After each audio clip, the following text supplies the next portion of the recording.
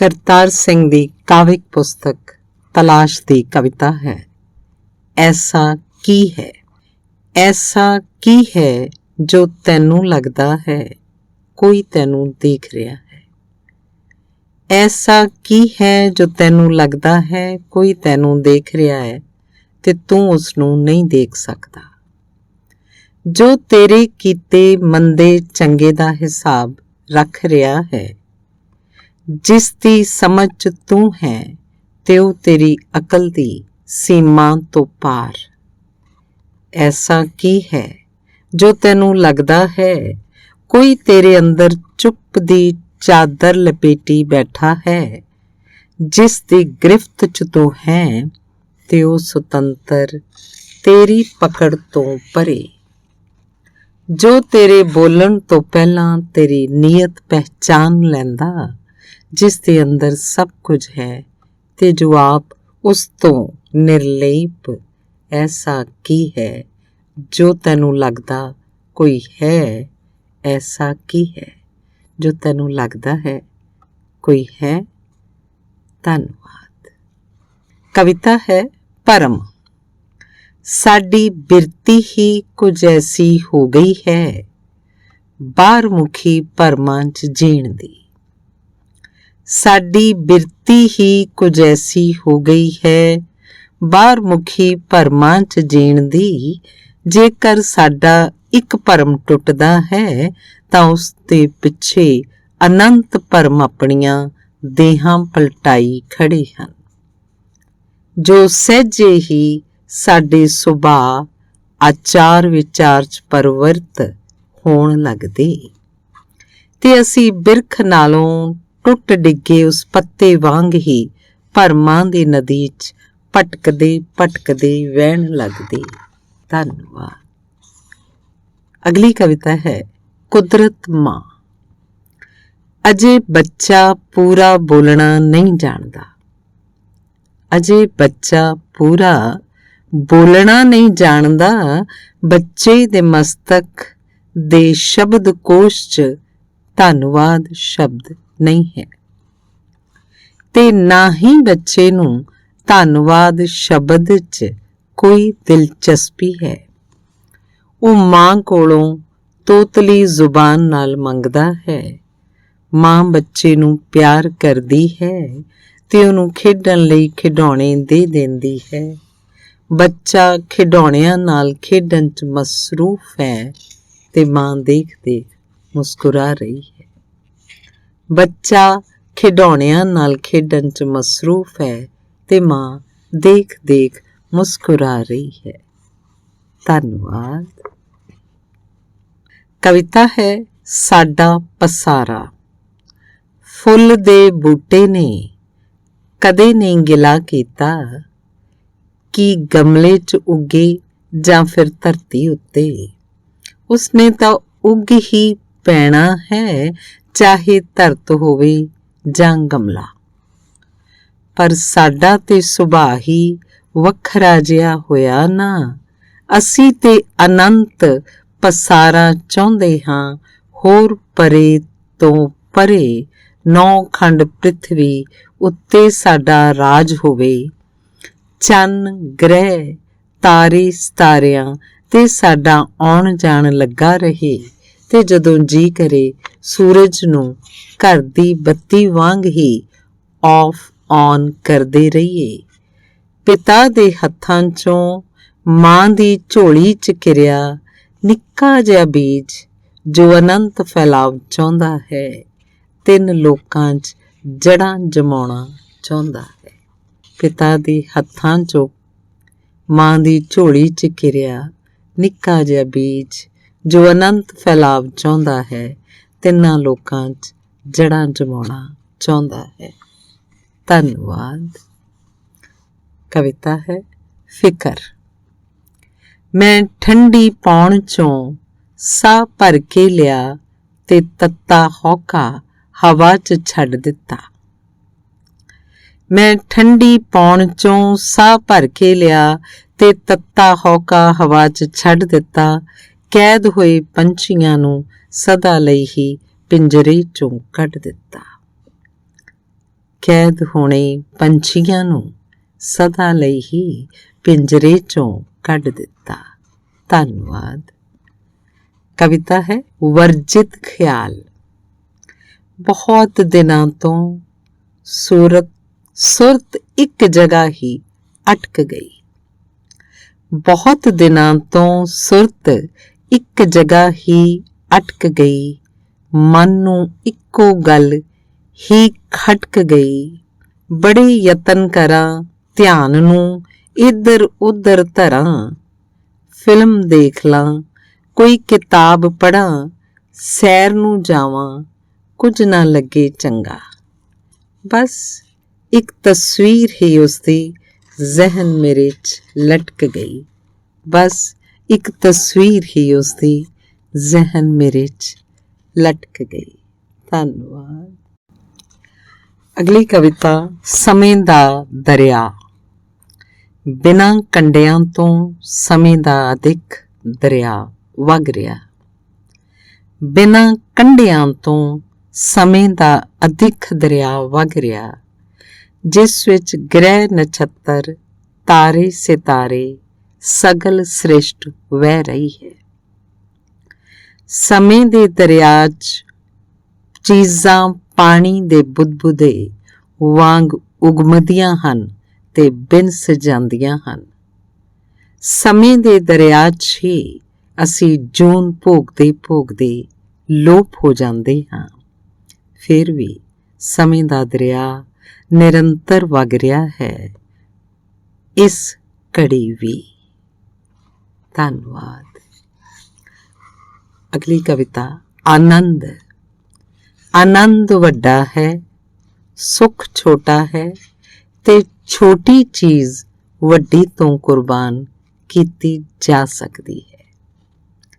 ਆਨੰਦ ਵੱਡਾ ਹੈ, ਸੁੱਖ ਛੋਟਾ ਹੈ ਤੇ ਛੋਟੀ ਚੀਜ਼ ਵੱਡੀ ਤੋਂ ਕੁਰਬਾਨ ਕੀਤੀ ਜਾ ਸਕਦੀ ਹੈ। ਧੰਨਵਾਦ। ਕਵਿਤਾ ਹੈ ਬਦਲਾਵ। ਮੇਰੀ ਮੈਂ ਨੂੰ, ਤੂੰ ਹੀ 'ਚ, ਚਿੰਤਾ ਨੂੰ ਚਿੰਤਨ 'ਚ, ਕਰਨੇ ਨੂੰ ਕਿਰਿਆ 'ਚ, ਕਰਤੇਪਨ ਨੂੰ ਕ੍ਰਿਤ 'ਚ, ਹੇ ਗੁਰਦੇਵ ਬਦਲ ਦਿਓ।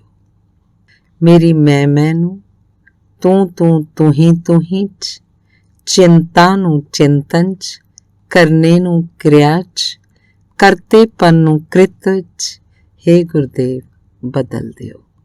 ਧੰਨਵਾਦ। ਕਵਿਤਾ ਹੈ ਬੰਧਨ। ਪਹਿਲਾਂ ਸਾਰਾ ਸਮਾਂ ਖਿਆਲਾਂ ਨਾਲ ਦੀਵਾਰਾਂ ਚਿਣਦਾ ਰਿਹਾ। ਪਹਿਲਾਂ ਸਾਰਾ ਸਮਾਂ ਖਿਆਲਾਂ ਨਾਲ ਦੀਵਾਰਾਂ ਚਿਣਦਾ ਰਿਹਾ, ਫਿਰ ਸੁਤੰਤਰ ਹੋਣ ਲਈ ਉਹਨਾਂ ਦੀਵਾਰਾਂ ਨਾਲ ਟਕਰਾਉਂਦਾ ਰਿਹਾ। ਫਿਰ ਸੁਤੰਤਰ ਹੋਣ ਲਈ ਉਹਨਾਂ ਦੀਵਾਰਾਂ ਨਾਲ ਟਕਰਾਉਂਦਾ ਰਿਹਾ। ਅਗਲੀ ਕਵਿਤਾ ਹੈ ਪਿਆਰ। ਪਿਆਰ ਇੱਕ ਅਹਿਸਾਸ ਹੈ। ਪਿਆਰ ਤੇ ਹਵਾ ਵਾਂਗ ਕੇਵਲ ਮਹਿਸੂਸ ਕੀਤਾ ਜਾ ਸਕਦਾ ਹੈ। ਪਿਆਰ ਇੱਕ ਅਹਿਸਾਸ ਹੈ। ਪਿਆਰ ਤੇ ਹਵਾ ਵਾਂਗ ਕੇਵਲ ਮਹਿਸੂਸ ਕੀਤਾ ਜਾ ਸਕਦਾ ਹੈ। ਸਮਝਿਆ ਜਾਂ ਫਿਰ ਸਮਝਾਇਆ ਨਹੀਂ ਜਾ ਸਕਦਾ। ਪਿਆਰ ਨੂੰ ਸ਼ਬਦਾਂ ਦੀ ਕੈਦ 'ਚ ਬੰਨ੍ਹ ਨਹੀਂ ਸਕਦੇ। ਪਿਆਰ 'ਚ ਬੋਲ ਹੁੰਦੇ ਹੀ ਨਹੀਂ ਤੇ ਨਾ ਹੀ ਬੋਲਣ ਦੀ ਕੋਈ ਲੋੜ ਪੈਂਦੀ ਹੈ। ਇੱਕ ਧਾਰਾ ਵਿੱਚ ਵਹਿਣ ਦਾ ਨਾਂ ਹੀ ਪਿਆਰ ਹੈ। ਪਿਆਰ ਤੇ ਅਕਲ ਦਾ ਆਪਸ ਵਿੱਚ ਕੋਈ ਸਰੋਕਾਰ ਨਹੀਂ। ਜਿੱਥੇ ਅਕਲ ਦੀ ਵਰਤੋਂ ਆ ਜਾਵੇ ਉੱਥੇ ਪਿਆਰ ਹੋ ਹੀ ਨਹੀਂ ਸਕਦਾ, ਤੇ ਜਿੱਥੇ ਪਿਆਰ ਹੋਵੇ ਉੱਥੇ ਅਕਲ ਦੀ ਕੋਈ ਜ਼ਰੂਰਤ ਹੀ ਨਹੀਂ ਪੈਂਦੀ। ਪਿਆਰ ਹੁੰਦਾ ਹੀ ਅਕਲ ਦੀ ਸੀਮਾ ਤੋਂ ਪਾਰ ਜਾ ਕੇ, ਤੇ ਜਿੱਥੇ ਪਿਆਰ ਹੋਵੇ ਉੱਥੇ ਅਕਲ ਦੀ ਕੋਈ ਜ਼ਰੂਰਤ ਹੀ ਨਹੀਂ ਪੈਂਦੀ। ਪਿਆਰ ਹੁੰਦਾ ਹੀ ਅਕਲ ਦੀ ਸੀਮਾ ਤੋਂ ਪਾਰ ਜਾ ਕੇ। ਪਿਆਰ ਤਾਂ ਖਿੜੀ ਗੁਲਜ਼ਾਰ ਹੈ। ਪਿਆਰ ਤਾਂ ਇੱਕ ਮੌਜ ਬਹਾਰ ਹੈ। ਪਿਆਰ ਤਾਂ ਕਰਦਾ ਇਕਸਾਰ ਹੈ। ਪਿਆਰ ਤਾਂ ਕਾਇਨਾਤ ਦਾ ਦੀਦਾਰ ਹੈ। ਪਿਆਰ 'ਚ ਹੀ ਸਹਿਜ ਧਿਆਨ ਹੈ, ਪਿਆਰ ਮਸਕੀਨਾਂ ਲਈ ਤਾਨ ਹੈ, ਪਿਆਰ 'ਚ ਹੋਣਾ ਹੀ ਸ਼ਾਨ ਹੈ, ਪਿਆਰ 'ਚ ਮੱਤ ਸੁੱਚੀ ਤੇ ਜਵਾਨ ਹੈ। ਪਿਆਰ ਤੱਤੀਆਂ ਤਵੀਆਂ ਤੋਂ ਨਾ ਡਰਦਾ, ਪਿਆਰ ਅਸਮਾਨ 'ਚ ਉਡਾਰੀਆਂ ਭਰਦਾ, ਪਿਆਰ ਤੇ ਪਾਣੀਆਂ ਉੱਤੇ ਹੈ ਤਰਦਾ, ਪਿਆਰ ਤਾਂ ਤੂੰ ਹੀ ਕਰਦਾ। ਪਿਆਰ ਵਿੱਚ ਟੇਕ ਹੈ, ਵਿਸ਼ਵਾਸ ਹੈ, ਪਿਆਰ ਵਿੱਚ ਅਟਲ ਤਰਵਾਸ ਹੈ, ਪਿਆਰ ਵਿੱਚ ਭੁੱਖ ਨਾ ਪਿਆਸ ਹੈ, ਪਿਆਰ ਵਿੱਚ ਜੀਵਨੇ ਦੀ ਆਸ ਹੈ। ਪਿਆਰ ਵਿੱਚ ਟੇਕ ਹੈ, ਵਿਸ਼ਵਾਸ ਹੈ, ਪਿਆਰ ਵਿੱਚ ਅਟਲ ਤਰਵਾਸ ਹੈ, ਪਿਆਰ ਵਿੱਚ ਭੁੱਖ ਨਾ ਪਿਆਸ ਹੈ, ਪਿਆਰ ਵਿੱਚ ਜੀਵਨੇ ਦੀ ਆਸ ਹੈ। ਧੰਨਵਾਦ। ਕਵਿਤਾ ਹੈ ਸੰਭਾਵਨਾ। ਤਾਰੇ ਤੇ ਸੰਭਾਵਨਾਵਾਂ ਸਦੀਵੀ ਰਹਿੰਦੀਆਂ ਨੇ। ਤਾਰੇ ਤੇ ਸੰਭਾਵਨਾਵਾਂ ਸਦੀਵੀ ਰਹਿੰਦੀਆਂ ਨੇ। ਤਾਰੇ ਜੋ ਦਿਨ ਦੇ ਚਿੱਟੇ ਉਜਾਲੇ ਪਿੱਛੇ ਛਹਿ ਗਏ ਹਨ, ਉਹੀ ਰਾਤ ਦੇ ਹਨੇਰੇ ਚੋਂ ਪ੍ਰਗਟ ਹੋ ਗਏ। ਕਿਹੋ ਜਿਹੇ ਨੇ ਉਹ ਲੋਕ ਜੋ ਕਹਿ ਦਿੰਦੇ ਨੇ ਜੀਣ ਲਈ ਕੋਈ ਸੰਭਾਵਨਾ ਨਹੀਂ ਤੇ ਉਦਾਸੀ ਨੂੰ ਗਲੇ ਲਗਾ ਲੈਂਦੇ ਨੇ। ਉਲਟ ਦਿਸ਼ਾ ਨੂੰ ਗਲਤ ਕਦਮ ਚੁੱਕਦੇ। ਉਸਤਾਦ ਜ਼ੌਕ ਦੇ ਕਹਿਣ ਵਾਂਗ अब तो घबरा के ये कहते हैं कि मर जाएंगे, मर के भी चैन ना मिला तो किधर जाएंगे। तारे होण ਜਾਂ ਫਿਰ ਸੰਭਾਵਨਾਵਾਂ ਦੇਖਿਆ ਤਾਂ ਉੱਚੀ ਨਿਗਾਹ ਨਾਲ ਹੀ ਜਾ ਸਕਦਾ ਹੈ। ਤਾਰੇ ਹੋਣ ਜਾਂ ਫਿਰ ਸੰਭਾਵਨਾਵਾਂ ਦੇਖਿਆ ਤਾਂ ਉੱਚੀ ਨਿਗਾਹ ਨਾਲ ਹੀ ਜਾ ਸਕਦਾ ਹੈ। ਧੰਨਵਾਦ। ਕਵਿਤਾ ਹੈ ਕਵਿਤਾ ਲਿਖੋ। ਜੇ ਤੁਸੀਂ ਅੱਜ ਤੱਕ ਕੋਈ ਕਵਿਤਾ ਨਹੀਂ ਲਿਖੀ ਤਾਂ ਫਿਰ ਅੱਜ ਲਿਖੋ। ਕਲਮ ਫੜੋ, ਕੋਰੇ ਕਾਗਜ਼ ਉੱਤੇ 2-4 ਅੱਖਰ ਪਾਓ। ਅੱਖਰਾਂ ਦੇ ਨਾਲ ਨਾਲ ਤੁਰੋ, ਅੱਖਰਾਂ ਵਿੱਚੋਂ ਸਾਹ ਭਰੋ, ਅਕਲ ਦੇ ਘੋੜੇ ਦੌੜਾਓ, ਕਲਪਨਾ ਦੀ ਉਡਾਨ ਭਰੋ। ਰੁੱਖ ਤੇ ਬੈਠੇ ਚਹਿਚਹਾਉਂਦੇ ਪੰਛੀਆਂ ਨੂੰ ਅੱਖਰਾਂ ਦੇ ਲਿਬਾਸ ਪਹਿਨਾਓ। ਇੱਧਰ ਉੱਧਰ ਬਿਖਰੇ ਸ਼ਬਦਾਂ ਨੂੰ ਤਰਤੀਬ 'ਚ ਕਰੋ। ਸ਼ਬਦਾਂ ਤੋਂ ਨਵੇਂ ਵਾਕ ਰਚੋ, ਵਾਕਾਂ ਤੋਂ ਨਵੇਂ ਜਹਾਨ ਆਪਣੇ ਲਈ ਲਿਖੋ। ਆਪਣੀਆਂ ਆਉਣ ਵਾਲੀਆਂ ਨਸਲਾਂ ਦੇ ਸਵਾਗਤ ਲਈ ਲਿਖੋ, ਪਰ ਕੁਛ ਨਾ ਕੁਛ ਜ਼ਰੂਰ ਲਿਖੋ। ਆਪਣੇ ਲਈ ਲਿਖੋ, ਆਪਣੀਆਂ ਆਉਣ ਵਾਲੀਆਂ ਨਸਲਾਂ ਦੇ ਸਵਾਗਤ ਲਈ ਲਿਖੋ, ਪਰ ਕੁਝ ਨਾ ਕੁਝ ਜ਼ਰੂਰ ਲਿਖੋ। ਧੰਨਵਾਦ। ਕਵਿਤਾ ਹੈ ਫਕੀਰ ਦੇ ਬੋਲ। ਸੂਫੀ ਫਕੀਰ ਦੀ ਕਿਤਾਬ ਹੱਥਾਂ 'ਚ ਲੈ ਸੋਫੇ ਉੱਤੇ ਬੈਠ ਗਿਆ।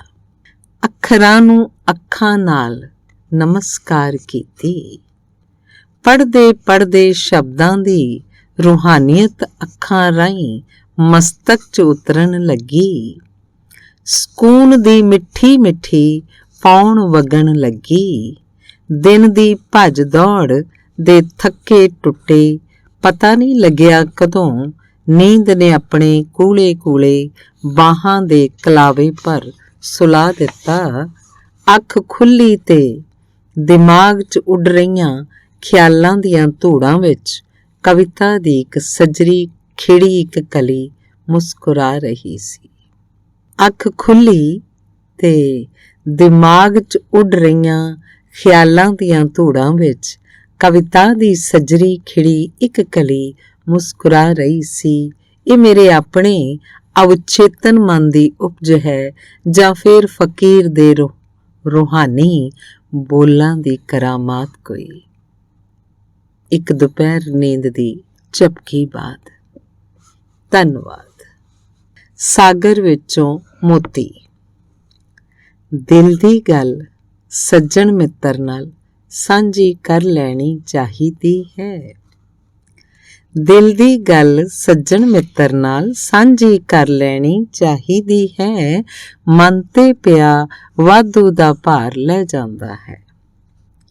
ਪਰ ਫੇਰ ਵੀ ਕਈ ਲੋਕ ਕਹਿ ਦਿੰਦੇ ਹਨ, ਜਿਸ ਨੂੰ ਤੂੰ ਮਿੱਤਰ ਕਹਿੰਦਾ ਹੈ, ਹੋ ਸਕਦਾ ਉਹ ਦਿਲ ਤੋਂ ਤੇਰਾ ਮਿੱਤਰ ਨਾ ਹੋਵੇ।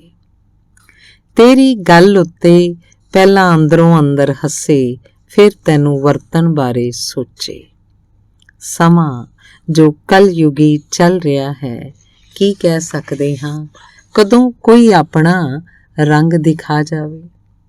ਤੇ ਕੁਝ ਲੋਕ ਇਸ ਤਰ੍ਹਾਂ ਵੀ ਕਹਿੰਦੇ ਹਨ, ਸੱਜਣ ਮਿੱਤਰ ਤੋਂ ਚੰਗਾ ਹੈ ਆਪਣੇ ਨਾਲ ਗੱਲਾਂ ਕਰੋ, ਮਨ ਸਾਗਰ ਦਾ ਮੰਥਨ ਕਰੋ, ਭਾਵਨਾਵਾਂ ਦੀਆਂ ਛੱਲਾਂ ਨੂੰ ਪਰੇ ਹਟਾਓ।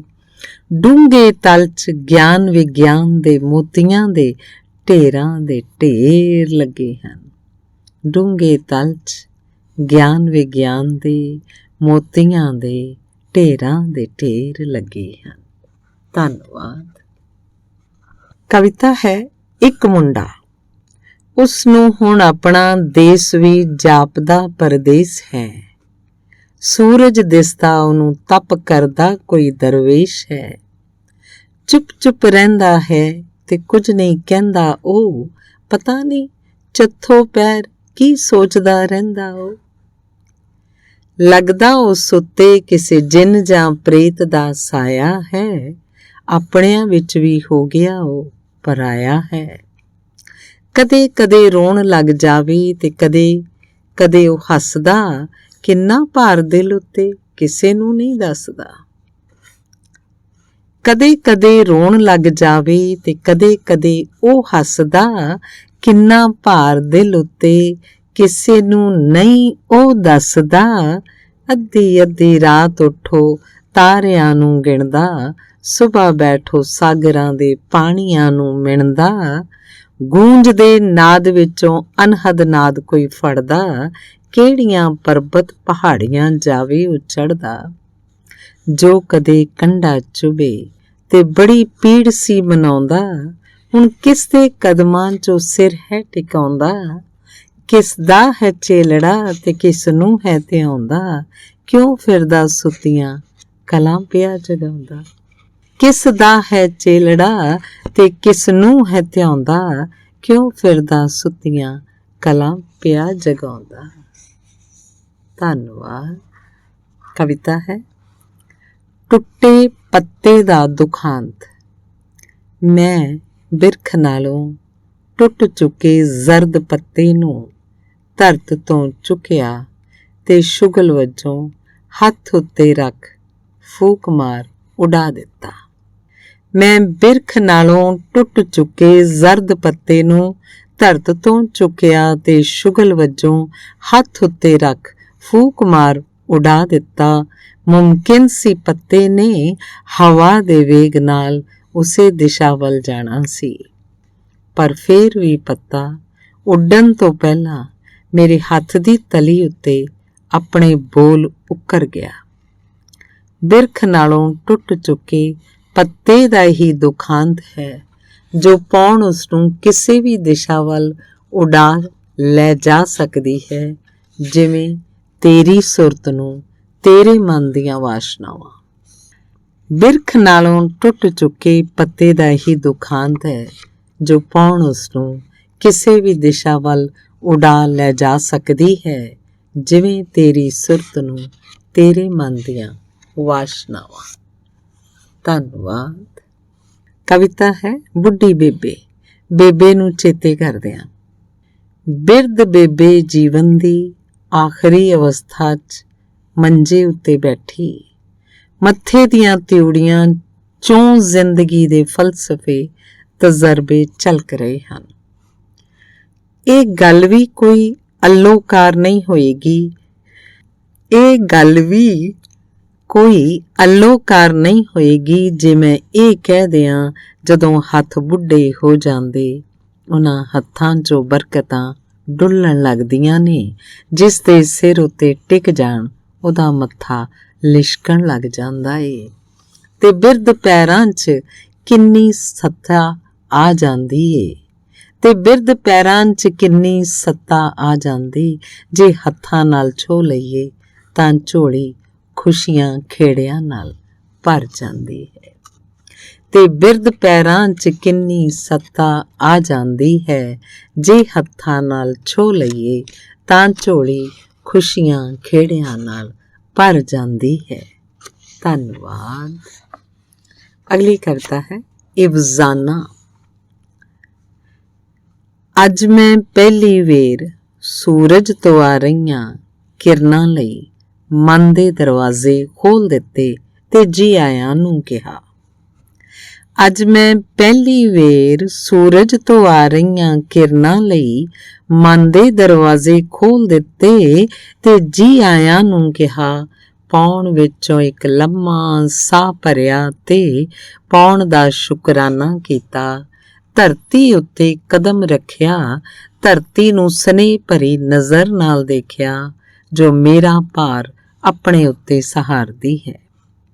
ਦੇਹ 'ਚ ਅਣਥੱਕ ਕਰਤੱਵ ਕਰਦੀ ਉਸ ਗੁਪਤ ਸ਼ਕਤੀ ਦਾ ਧੰਨਵਾਦ ਕੀਤਾ ਤੇ ਕਿੰਨਾ ਹੀ ਹੋਰ ਬਥੇਰਾ ਕੁਝ ਹੈ ਜੋ ਮੇਰੇ ਲਈ ਕਾਰਜਸ਼ੀਲ ਹੈ ਤਾਂ ਮੈਂ ਜਿੰਦਾ ਰਹਿ ਸਕਾਂ, ਜਿਸ ਦਾ ਅੱਜ ਤੱਕ ਮੈਂ ਕਦੇ ਕੋਈ ਇਵਜ਼ਾਨਾ ਨਹੀਂ ਦਿੱਤਾ, ਜਿਸ ਦਾ ਅੱਜ ਤੱਕ ਮੈਂ ਕਦੇ ਕੋਈ ਇਵਜ਼ਾਨਾ ਨਹੀਂ ਦਿੱਤਾ। ਧੰਨਵਾਦ। ਅਗਲੀ ਕਵਿਤਾ ਹੈ ਧੰਨਵਾਦ। ਅੱਜ ਸੁਬਹ ਚਾਹ ਦੇ ਪਿਆਲੇ ਤੋਂ ਧਿਆਨ ਖਿਸਕ ਕੇ ਚਾਨਚੱਕ ਅੰਗੂਠੇ ਉੱਤੇ ਚਲਾ ਗਿਆ। ਅੱਜ ਸੁਬਹ ਚਾਹ ਦੇ ਪਿਆਲੇ ਤੋਂ ਧਿਆਨ ਖਿਸਕ ਕੇ ਚਾਨਚੱਕ ਅੰਗੂਠੇ ਉੱਤੇ ਚਲਾ ਗਿਆ। ਅੰਗੂਠਾ ਮਨੁੱਖ ਦੇ ਵਿਕਾਸ 'ਚ ਭੂਮਿਕਾ ਨਿਭਾਉਣ ਵਾਲਾ ਮਨੁੱਖੀ ਅੰਗਾਂ 'ਚੋਂ ਅਹਿਮ ਅੰਗ। ਜੇਕਰ ਪੰਛੀਆਂ ਕੋਲ ਪੂੰਝਾ ਤੇ ਪਸ਼ੂਆਂ ਕੋਲ ਲਚਕਦਾਰ ਫੁਰਤੀਲੀ ਪੂਛ ਹੈ ਤਾਂ ਮਨੁੱਖ ਕੋਲ ਮਜ਼ਬੂਤ ਅੰਗੂਠਾ। ਮੇਰੇ ਮੱਥੇ ਉੱਤੇ ਅੰਗੂਠਾ ਆਪਣਾ ਨਿਸ਼ਾਨ ਛੱਡਣ ਲੱਗਾ। ਹਰ ਪਾਸੇ ਮੈਨੂੰ ਅੰਗੂਠਾ ਹੀ ਦਿਸਣ ਲੱਗਾ। ਬਾਹਰ ਖੜੇ ਰੁੱਖ ਦੀ ਹਰ ਟਾਹਣੀ ਉੱਤੇ ਅੰਗੂਠਾ ਲਹਿਰਾਉਣ ਲੱਗਾ। ਸੁਰਤ ਤੁਰਦੀ ਤੁਰਦੀ ਮਨੁੱਖ ਦੇ ਆਦਿਕਾਲ 'ਚ ਚਲੀ ਗਈ, ਜਦੋਂ ਮਨੁੱਖ ਨੇ ਪਹਿਲੀ ਵੇਰ ਅੰਗੂਠੇ ਦੀ ਵਰਤੋਂ ਕੀਤੀ ਹੋਏਗੀ। ਅੱਖਰ ਘੜੇ ਹੋਣਗੇ। ਪੱਥਰਾਂ ਤੇ ਭੋਜ ਪੱਤਰਾਂ ਤੇ ਸ਼ਬਦ ਲਿਖੇ, ਜੀਵਨ ਨੂੰ ਨਵੀਂ ਦਿਸ਼ਾ ਮਿਲੀ। ਪੱਥਰਾਂ ਤੇ ਭੋਜ ਪੱਤਰਾਂ ਤੇ ਸ਼ਬਦ ਲਿਖੇ, ਜੀਵਨ ਨੂੰ ਨਵੀਂ ਦਿਸ਼ਾ ਮਿਲੀ। ਗ੍ਰੰਥਾਂ ਦੇ ਗ੍ਰੰਥ ਰਚੇ, ਕਥਾਵਾਂ ਲਿਖੀਆਂ, ਇਤਿਹਾਸ ਲਿਖਿਆ, ਮਿਥਿਹਾਸ ਲਿਖਿਆ, ਗਿਆਨ ਦਿੱਤਾ, ਵਿਗਿਆਨ ਦਿੱਤਾ। ਧੰਨਵਾਦ ਉਸ ਹੱਥ ਦਾ, ਧੰਨਵਾਦ ਉਸ ਅੰਗੂਠੇ ਦਾ ਜਿਸ ਨੇ ਪਹਿਲੀ ਵੇਰ ਕਲਮ ਘੜੀ। ਧੰਨਵਾਦ ਉਸ ਹੱਥ ਦਾ, ਧੰਨਵਾਦ ਉਸ ਅੰਗੂਠੇ ਦਾ ਜਿਸ ਨੇ ਅੱਗੇ ਤੋਂ ਅੱਗੇ ਕਲਮ ਰਵਾਂ ਕਰੀ। ਧੰਨਵਾਦ ਉਸ ਹੱਥ ਦਾ, ਧੰਨਵਾਦ ਉਸ ਅੰਗੂਠੇ ਦਾ ਜਿਸ ਨੇ ਅੱਗੇ ਤੋਂ ਅੱਗੇ ਕਲਮ ਰਵਾਂ ਕਰੀ। ਧੰਨਵਾਦ। ਕਵਿਤਾ ਹੈ ਉਹ। ਇਹ ਕਿਸ ਦਾ ਤੇ ਕਿਹੜਾ ਰੰਗ ਹੈ ਜੋ ਆਪ ਦਰਵੇਸ਼ ਤੇ ਆਪ ਹੀ ਮਲੰਗ ਹੈ, ਜੋ ਸਾਹਾਂ ਦੇ ਧਾਗੇ ਉੱਤੇ ਨਿਸ਼ੰਗ ਨੱਚਦਾ, ਜੋ ਤਾਰਾ ਮੰਡਲ ਅੰਦਰ ਹੈ ਮੱਚਦਾ, ਜੋ ਸਮੇਂ ਨੂੰ ਖਾਰਿਜ ਹੈ ਕਰਦਾ, ਨਾ ਜਨਮ ਦਾ ਤੇ ਨਾ ਹੈ ਮਰਦਾ, ਜੋ ਅਸਥੂਲ ਹੈ ਬਾਰੀਕ ਹੈ, ਜੋ ਨਾ ਦੂਰ ਹੈ ਨਾ ਨਜ਼ਦੀਕ ਹੈ, ਜੋ ਅਜਬ ਜਿਹੀਆਂ ਖੇਡਾਂ ਖੇਡਦਾ, ਮੇਟ ਮੇਟ ਲਿਖਦਾ ਤੇ ਲਿਖ ਲਿਖ ਮੇਟਦਾ, ਜੋ ਸ਼ਬਦ ਅੰਦਰ ਹੈ ਵਸਦਾ, ਜੋ ਪਵਨ ਨੂੰ ਗੁਰੂ ਹੈ ਦੱਸਦਾ, ਜੋ ਆਕਾਰ ਹੈ ਸਾਕਾਰ ਹੈ ਨਿਰਾਕਾਰ ਹੈ, ਸਭਨਾ ਜੀਆਂ ਕਾ ਆਧਾਰ ਹੈ, ਜੋ ਗੱਲ ਕਰਦਾ ਸਿਆਣਪਾਂ ਤੋਂ ਪਾਰ ਦੀ, ਜੋ ਬੋਲੀ ਸਮਝਦਾ ਸਮਝਾਉਂਦਾ ਪਿਆਰ ਦੀ, ਹਰ ਵਸਤ ਅੰਦਰ ਜਿਸ ਦੀ ਛਾਪ ਹੈ, ਉਹ ਅਕਾਲ ਪੁਰਖ ਵਾਹਿਗੁਰੂ ਆਪ ਹੈ, ਉਹ ਅਕਾਲ ਪੁਰਖ ਵਾਹਿਗੁਰੂ ਆਪ ਹੈ। ਧੰਨਵਾਦ। ਅਗਲੀ ਕਵਿਤਾ ਹੈ ਪੁਸਤਕ। ਜਦ ਵੀ ਪੁਸਤਕ ਖੋਲ ਪੜਨ ਲੱਗਦਾ, ਜਦ ਵੀ ਪੁਸਤਕ ਖੋਲ ਪੜਨ ਲੱਗਦਾ ਕਰਾਮਾਤ ਵਰਤਦੀ। ਪੁਸਤਕ ਮੇਰੀ ਸੁਰਤ ਦਾ ਹੱਥ ਫੜ ਕਿਸੇ ਅਦ੍ਰਿਸ਼ਟ ਜਗਤ ਨੂੰ ਲੈ ਤੁਰਦੀ। ਪੁਸਤਕ ਦੀ ਦੁਨੀਆ 'ਚ ਨਾ ਹਰਖ ਹੈ ਨਾ ਸੋਗ, ਵਿਚਾਰ ਗਹਿਰ ਗੰਭੀਰਤਾ, ਸਭ ਸਹਿਜ ਸੁਭਾਅ, ਆਪਣੇ ਆਪਣੇ ਖਾਓ ਟਿਕਾਣੇ। ਪੁਸਤਕ ਕਹਿੰਦੀ ਮੇਰੇ ਕਾਲੇ ਅੱਖਰਾਂ 'ਚ ਬਹੁਤ ਗੁੱਝੇ ਭੇਦ ਛੁਪੇ ਹਨ, ਅੱਖਰਾਂ ਪਿੱਛੇ ਇਤਿਹਾਸ ਮਿਥਿਆਸ ਹੈ, ਫਲਸਫਾ ਹੈ। ਪੁਸਤਕ ਕਹਿੰਦੀ ਮੇਰੇ ਕਾਲੇ ਅੱਖਰਾਂ 'ਚ ਬਹੁਤ ਗੁੱਝੇ ਭੇਦ ਛੁਪੇ ਹਨ, ਅੱਖਰਾਂ ਪਿੱਛੇ ਇਤਿਹਾਸ ਮਿਥਿਆਸ ਹੈ, ਫਲਸਫਾ ਹੈ। ਆਦਿ ਕਵੀਆਂ ਸੂਫੀ ਫਕੀਰਾਂ ਸਿੰਘ ਸੂਰਿਆਂ ਦਾ ਸੰਗ ਕਰਵਾਉਂਦਾ, ਜੀਣਾ ਸਿਖਾਉਂਦੀ ਮਰਨਾ ਸਿਖਾਉਂਦੀ, ਸਾਡਾ ਰਾਹ ਰੁਸ਼ਨਾਉਂਦੀ, ਮੱਥੇ ਦਾ ਆਕਾਰ ਵਧਾਉਂਦੀ। ਪੁਸਤਕ ਕਾਲੇ ਅੱਖਰ ਪਿੱਛੇ ਕੋਰਾ ਸਫਾ ਹੈ, ਤੂੰ ਮਨ ਦੇ ਕੋਰੇ ਸਫੇ ਉੱਤੇ ਜੋ ਲਿਖੇਂਗਾ ਉਹੀ ਤੇਰੇ ਤਨ ਦੀ ਪੁਸਤਕ ਬੋਲੇਗੀ। ਪੁਸਤਕ ਕਾਲੇ ਅੱਖਰ ਪਿੱਛੇ ਕੋਰਾ ਸਫਾ ਹੈ, ਤੂੰ ਮਨ ਦੇ ਕੋਰੇ ਸਫੇ ਉੱਤੇ ਜੋ ਲਿਖੇਂਗਾ ਉਹੀ ਤੇਰੇ ਤਨ ਦੀ ਪੁਸਤਕ ਬੋਲੇਗੀ। ਧੰਨਵਾਦ। ਕਵਿਤਾ ਹੈ ਲੋਕ। ਲੋਕ ਚੋਟੀ ਨੂੰ ਛੂਹਣਾ ਤਾਂ ਚਾਹੁੰਦੇ ਨੇ ਪਰ ਚੜ੍ਹਨੋਂ ਡਰਦੇ ਨੇ। ਲੋਕ ਚੋਟੀ ਨੂੰ ਛੂਹਣਾ ਤਾਂ ਚਾਹੁੰਦੇ ਨੇ ਪਰ ਚੜ੍ਹਨੋਂ ਡਰਦੇ ਨੇ। ਖੁਸ਼ਬੂ ਵਾਂਗ ਮਹਿਕਣਾ ਚਾਹੁੰਦੇ ਨੇ, ਫੁੱਲ ਹੋਣ ਤੋਂ ਝੱਕਦੇ ਨੇ। ਲੋਕ ਤਾਂ ਐਵੇਂ ਹੀ ਮਰਦੇ ਮਰਦੇ ਜਿਉਂਦੇ ਤੇ ਜਿਉਂਦੇ ਜਿਉਂਦੇ ਮਰਦੇ ਨੇ। ਲੋਕ ਤਾਂ ਐਵੇਂ ਹੀ ਮਰਦੇ ਮਰਦੇ ਜਿਉਂਦੇ ਤੇ ਜਿਉਂਦੇ ਜਿਉਂਦੇ ਮਰਦੇ ਨੇ। ਧੰਨਵਾਦ। ਕਵਿਤਾ ਹੈ ਸੋਚ। ਜਿੰਨੀ ਵੱਡੀ ਮੇਰੀ ਸੋਚ ਓਨੀਆਂ ਹੀ ਵੱਡੀਆਂ ਨੇ ਮੇਰੀਆਂ ਬਾਹਾਂ। ਜਿੰਨੀ ਵੱਡੀ ਮੇਰੀ ਸੋਚ ਓਨੀਆਂ ਹੀ ਵੱਡੀਆਂ ਨੇ ਮੇਰੀਆਂ ਬਾਹਾਂ। ਮੇਰੀਆਂ ਬਾਹਾਂ ਦਾ ਆਕਾਰ ਮੇਰੀ ਸੋਚ ਨਾਲ ਘਟਦਾ ਵੱਧਦਾ ਰਹਿੰਦਾ। ਕਦੇ ਬ੍ਰਹਿਮੰਡ ਨੂੰ ਕਲਾਵੇ 'ਚ ਭਰ ਲੈਂਦੀਆਂ ਤੇ ਕਦੇ ਸੁੰਗੜ ਕੇ ਆਪਣੇ ਹੀ ਤਨ ਨੂੰ ਲਪੇਟ ਲੈਂਦੀਆਂ। ਕਦੇ ਬ੍ਰਹਿਮੰਡ ਨੂੰ ਕਲਾਵੇ 'ਚ ਭਰ ਲੈਂਦੀਆਂ ਤੇ ਕਦੇ ਸੁੰਗੜ ਕੇ ਆਪਣੇ ਹੀ ਤਨ ਨੂੰ ਲਪੇਟ ਲੈਂਦੀਆਂ। ਧੰਨਵਾਦ। ਅਗਲੀ ਕਵਿਤਾ ਹੈ ਅਚੇਤ। ਸ਼ਾਇਰ ਨੇ ਅਜੇ ਪਹਿਲੀ ਇੱਕ ਹੀ ਨਜ਼ਮ ਪੜ੍ਹੀ ਸੀ। ਸ਼ਾਇਰ ਨੇ ਅਜੇ ਪਹਿਲੀ ਇੱਕ ਹੀ ਨਜ਼ਮ ਪੜ੍ਹੀ ਸੀ। ਉਸਨੇ ਕਿਹਾ ਵਾਹ ਜੀ ਵਾਹ, ਕਮਾਲ ਕਰ ਦਿੱਤੀ। ਗ੍ਰੰਥੀ ਸਿੰਘ ਨੇ ਗੁਰੂ ਦੇ ਸ਼ਬਦ ਉਚਾਰਨ ਕੀਤੇ। ਉਸਨੇ ਨਾ ਵਾਹ ਕਿਹਾ ਨਾ ਵਾਹਿਗੁਰੂ। ਗ੍ਰੰਥੀ ਸਿੰਘ ਨੇ ਗੁਰੂ ਦੇ ਸ਼ਬਦ ਉਚਾਰਨ ਕੀਤੇ। ਉਸਨੇ ਨਾ ਵਾਹ ਕਿਹਾ ਨਾ ਵਾਹਿਗੁਰੂ। ਧੰਨਵਾਦ। ਅਗਲੀ ਕਵਿਤਾ ਬ੍ਰਹਮ। ਬ੍ਰਹਮ ਤੋਂ ਪਰੇ ਭਰਮ ਹੈ, ਭਰਮ ਤੋਂ ਪਰੇ ਬ੍ਰਹਮ ਹੈ। ਬ੍ਰਹਮ ਤੋਂ ਪਰੇ ਭਰਮ ਹੈ, ਭਰਮ ਤੋਂ ਪਰੇ ਬ੍ਰਹਮ ਹੈ। ਧੰਨਵਾਦ। ਅਖੀਰਲੀ ਕਵਿਤਾ ਸੁੱਚਮ ਸੁੱਚੀ ਕਵਿਤਾ। ਮੈਂ ਇਕਾਂਤ 'ਚ ਬੈਠਾ ਉਸ ਸੁੱਚਮ ਸੁੱਚੀ ਕਵਿਤਾ ਦੀ ਉਡੀਕ ਕਰ ਰਿਹਾ ਹਾਂ।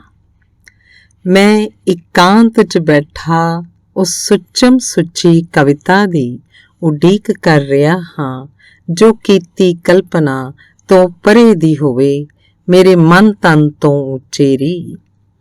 ਆਤਮਾ ਦੇ ਸੋਮੇ 'ਚੋਂ ਆਪ ਮੁਹਾਰੇ ਫੁੱਟੇ, ਜੋ ਸ਼ਬਦ ਦੇ ਬੰਧਨ ਤੋਂ ਮੁਕਤ ਹੋਵੇ।